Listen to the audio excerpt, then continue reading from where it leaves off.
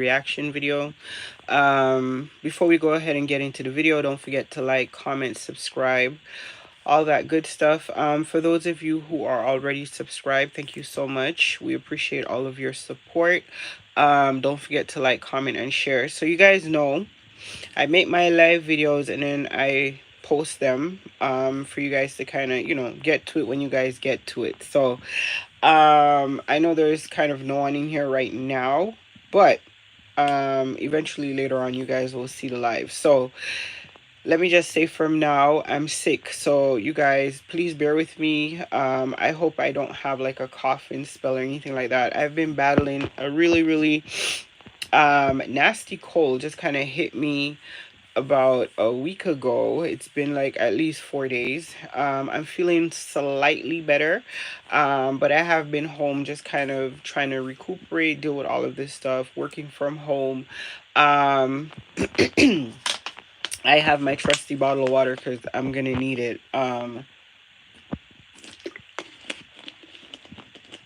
My throat gets irritated like when I talk too long, then I start coughing. So I'm definitely gonna try not to be too long, but I wanted to come on and kind of react to the whole CMR um Carter family situation that's going on right now on the internet. I mean, this thing is all over the internet. It's on Facebook, TikTok. It's all over. It's even overshadowed the election. I didn't think anything could overshadow the US election that's going on, but this has definitely been up there. So I'm going to give a little bit of background. Some of the people that watch us and stuff like that won't exactly know who these people are. So I'm gonna give a little bit of background context so you guys can kind of know who I'm talking about. So this family basically came up on YouTube a couple years ago. I just kind of found them myself one day. I was just kind of flipping through, and they popped up on my feed. And it was back then. I remember thinking, wow, like, Jamaican people are starting to come on YouTube. This is like a good thing, as long as they're keeping it, professional and all that type of stuff. That's great. So I was really happy to see this family, this Jamaican family, kind of making a name for themselves on YouTube. And I watched the pranks over time. And I will say this before I start reacting to this stuff. I want to make it very clear. I don't ever do anything just, I'm trying to jump on no bandwagon because everybody and their mother is talking about it.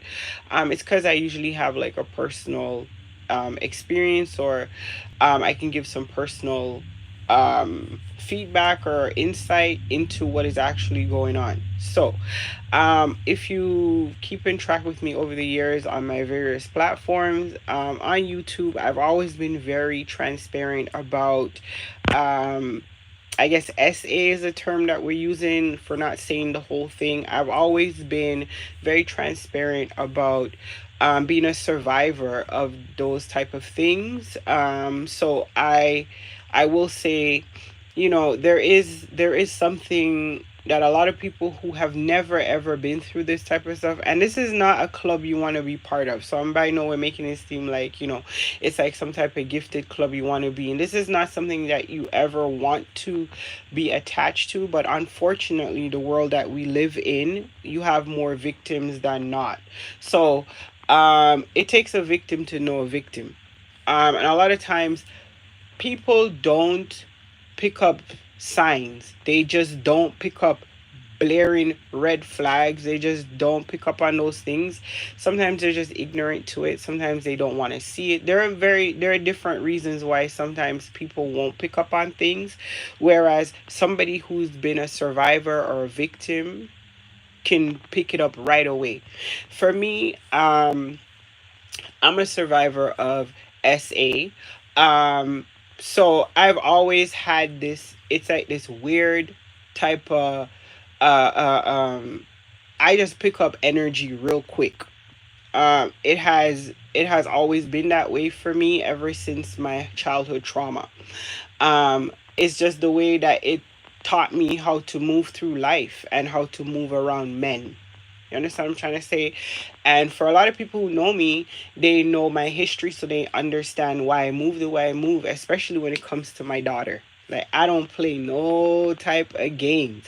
Like, I don't play no type of games.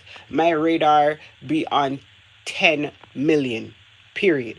I don't trust nobody because unfortunately, when you've been a victim of these type of depraved experiences, it shows you the underbelly of humanity. It shows you what the dark pit of humanity really looks like, and you realize that evil comes in all forms. So I don't care who you are, what you're doing, this and that. I'm especially wary of people who are amongst children all the time, right? Because I understand that predators like to be where their prey is. If you watch any nature show, you're not gonna see the lion anywhere but on the Serengeti where all the prey is laid out for him. Like he not trying to be nowhere else but where the prey is. At the watering holes, on the migration path, they're filled with predators because that's where the prey is, and they like easy catch. They don't want to work too hard. They don't want to do too much. So I'm always wary of people who have easy access to children. And unfortunately, again, that includes family, right? Because studies has shown it time and time and time again. That's usually, you know, where the most of this stuff usually cultivates, unfortunately. So okay, so that's to give that a little bit of context. So I remember, back in the day watching the videos, and at first, like I said, it was all about like, oh my god, this is great, they're funny, oh my god, it's a little bit of back home, oh my god, this is so cute. Like, that's genuinely how I felt. But over time, I just gained a disdain for the man. After the cheating stuff, it just got worse. It was before the cheating. I didn't like his energy. I didn't like the way he behaved. He was just very cocky, very arrogant. It just didn't fit his stature. It just, like, you know how it goes. Sometimes you watch a couple on YouTube, and everybody's human, and we are allowed to be this way, right? People don't necessarily like the both people in the relationship. They have their favorites. You understand? That's just human nature. There's nothing to be done about it. So I personally only really liked the wife. Okay. I followed her on Instagram. I like her makeup tutorials. I liked everything about her. Everything. I liked all of that. The husband couldn't take him, couldn't stand him, didn't like him at all. Okay, cool. The cheating stuff came out, and it just made me like dislike him even more. And I think most people generally felt that way. It's not nothing really special about that. That's human nature as well. If you watch them like I did, and you saw the dynamics in the family and everything, you would just be like, like anybody would react when somebody cheats on somebody you presume to be a good woman. Everybody reacts the same, like, you're a jerk, and that all of that came with it. Where things started to change for me was the decision to not only stay with him, because a lot of married women stay with their husbands after they've been unfaithful. Um, it was more so this type of energy that was being put forward. Like, it was like a lot of women get that way when they make decisions that they know other women are looking side eye at. Like, they get this type of arrogant type of, like, it's, this type of energy. We see it with Cardi B, we see it with Nicki Minaj, where they have to constantly defend their decisions to stay in situations that they know is like, what are you doing? And they know that other people are judging them because other women are just like, what the heck are you doing? We did it with Beyonce. We do it with women that we put on pedestals, which we shouldn't do. But again, that's just the world we live in. I'm not here to dissect and, do the whole psychoanalyzing. I don't care about that stuff. People do whatever they want to do. I don't idolize and pedestal nobody. Right. First of all, everybody's flawed. And I've been on social media a really long time. So we all get it by now. All of this stuff is polished and edited, right? The people who are going viral are the people who are showing you real life these days, right? Because people are so inundated with the perfection. Now you have people like Ekane and these type of people going viral on TikTok for like burning rice in their kitchen. People love that stuff. They eat it up because everything is fake around them, right? So um everybody understands that this stuff is not to be, you should never idolize people on social media, first of all, right? But it happens. That's just where we're at. So when she made the decision to stay with this guy who was, number one, very disingenuous about his remorse, and I think that is where the problem lies. He did not come across like a genuine person who was contrite for being, unfaithful to their wife. It just seemed like he do what he want to do, and he control it, and and you're gonna be the doormat type of vibe. And I don't get that. For me personally,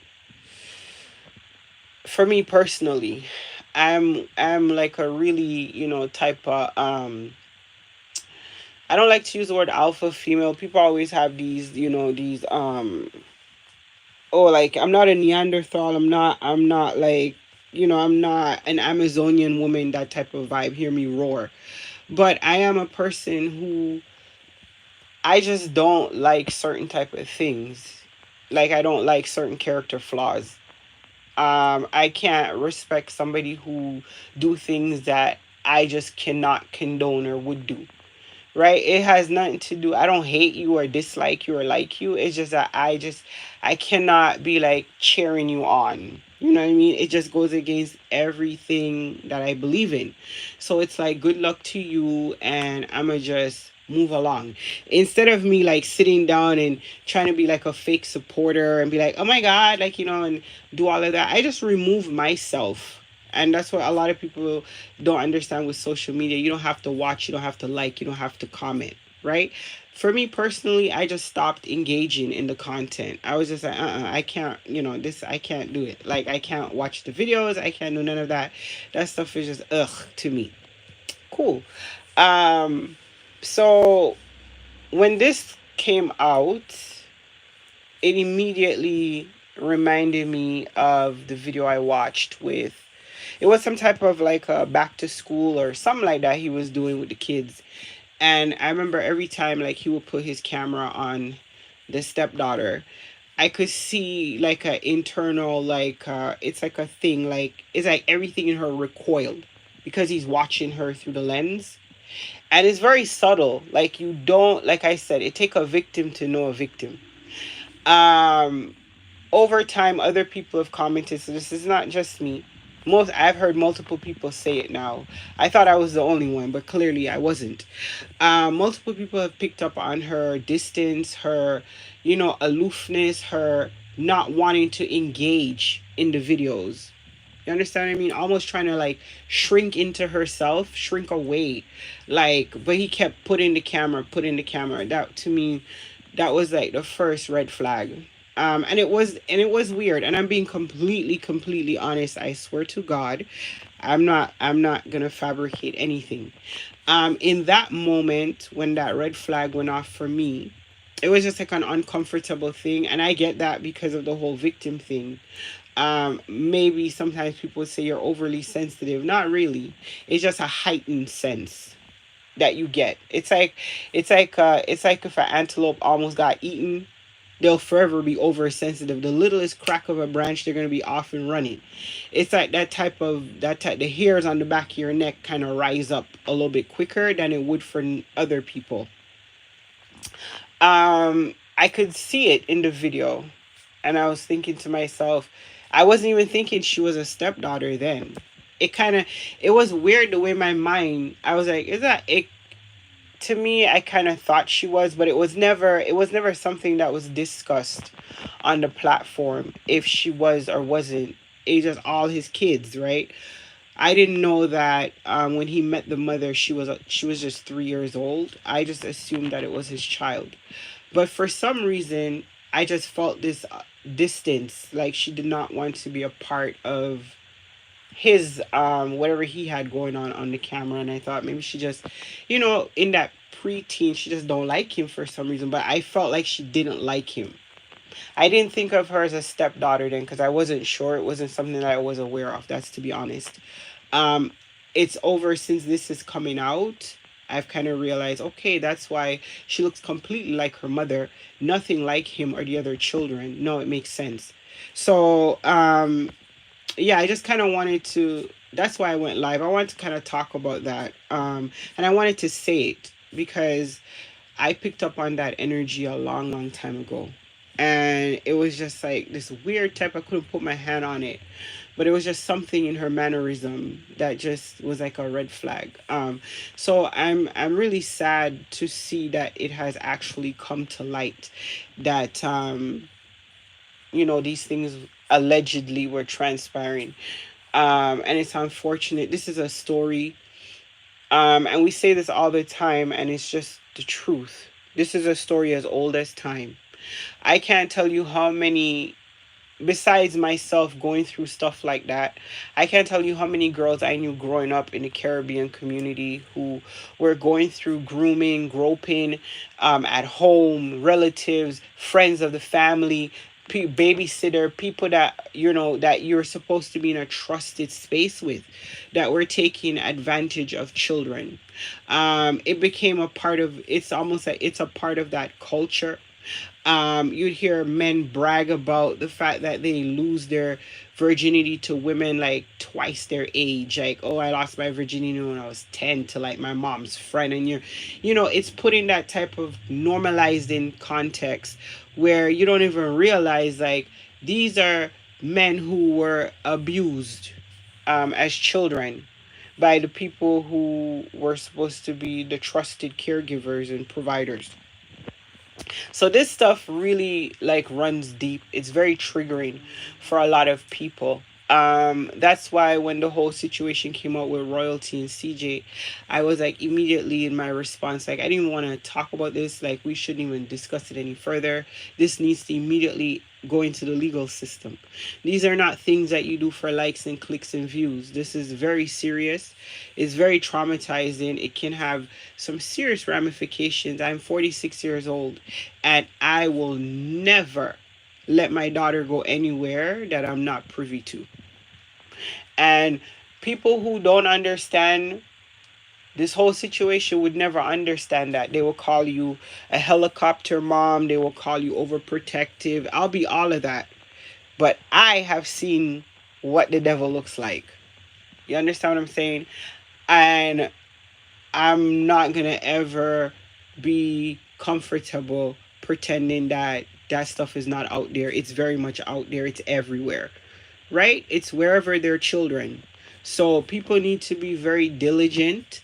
I know people, and I will say this because I do, I play devil's advocate. I see things from all sides because I understand things from all sides. Okay.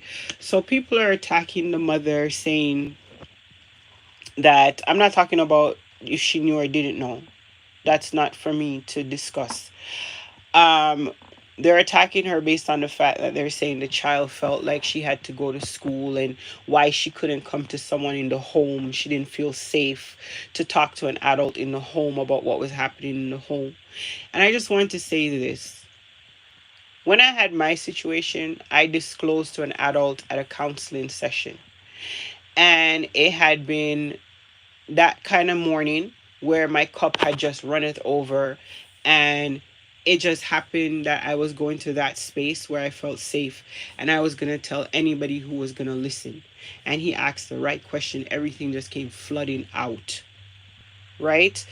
um most children that are going through this type of stuff, um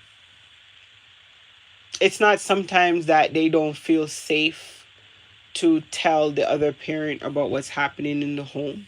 It's more so that they don't want to be the bearer of this devastation, this bad news, because it is going to turn everything upside down in their life.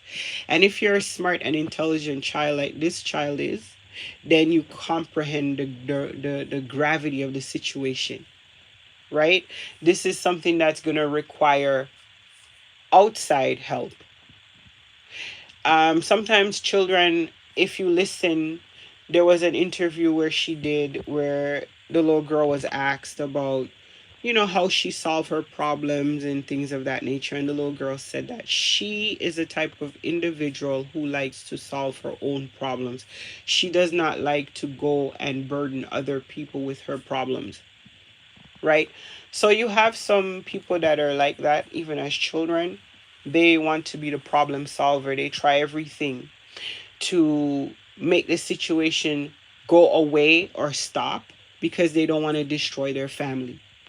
So they will, avoid eating at the same time. They will try to, not to be in the same space. They will try to, as in this case, sleep with their siblings in the room, hoping that will be a barrier. They will um they will try to be the first one out the car so they're never left alone.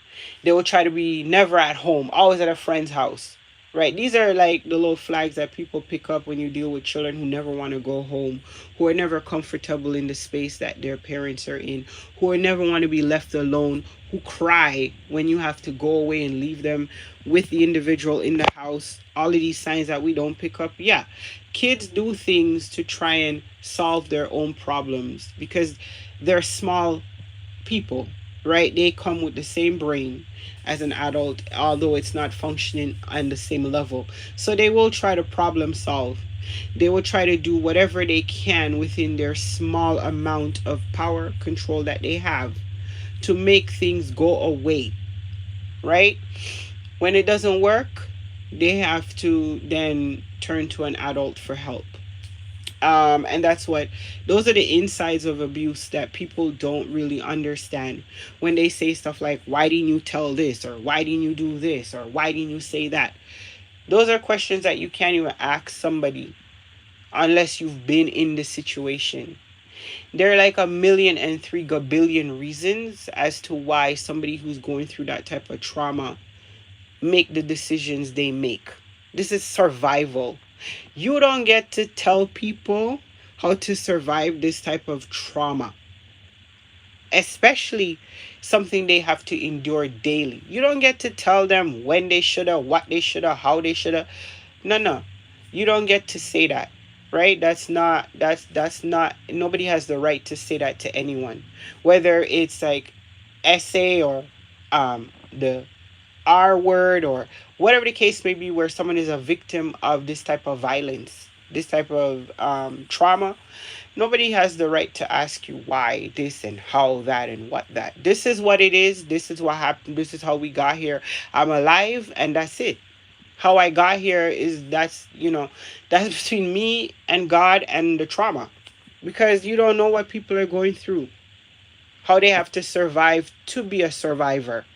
Right. So that was number one. I just wanted to address that because a lot of people are veering off on this, like why she had to feel the need to go to the school and why she couldn't come to somebody in the household, why she this and why. So they're already like, I'm not here to discuss that portion of anything. Like, I'm not going to get into that stuff with the mother and all of this stuff. That's very inappropriate. That's not my place to do. I'm speaking about the individual that the child named in the police report as the person committing the crime, allegedly, right? So I'm not going to discuss her mother. I see people getting into that. I'm not getting into that. So yeah, I just kind of wanted to come live and kind of just talk about this, give my perspective. I know for people who are, on my channels and stuff like that, may not be aware that I am familiar with the Carters, or that I followed their content, or that I'm familiar with the stuff. So I just kind of wanted to come on and give my feedback on the situation as somebody who watched them from the ground up on social media grow into the brand that they are now. And as a mother and as a survivor of this type of stuff, it's very important to destigmatize this stuff so people can feel comfortable to say, I'm a survivor of this, I've been through this, and I understand this stuff. And um I'm going to give a victim's perspective on things, because the victim is not going to talk for herself at this point in time. So it's important to normalize talking about this stuff. It's very healing. I went to therapy, so that helped me immensely, um, to be able to pick up the pieces of my life and kind of put it back together in a way that makes sense for me. I always carry those scars and I carry those wounds. They never really completely heal, because when you're a victim of those type of things, people take innocence that children have. They remove that. When you once you take that away, you never get it back. It's part of you is like damaged forever. That's why I made sure in my daughter's life, I wanted to make sure that she never, ever, ever, ever, ever, as a young child, was ever put in a situation where anybody had any access to her. My daughter don't stay nowhere, sleep over at nobody's house. Don't even ask me to send her there. She's not going.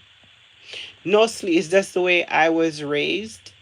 Unfortunately, my situation occurred in the system, where is somewhere we're supposed to be a safe space for children.